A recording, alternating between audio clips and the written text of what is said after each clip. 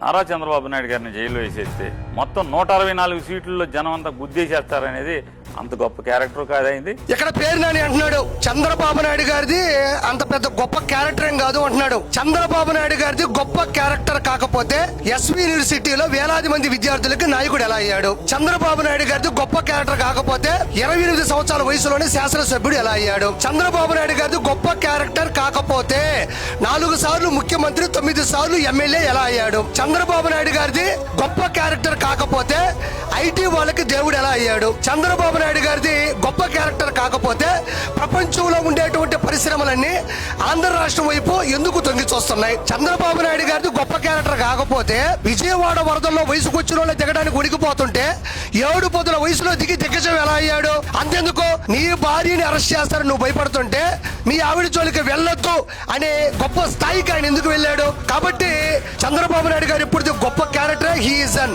Legendary, he is an visionary. Jaganmohan Reddy ప్రిజనరీ.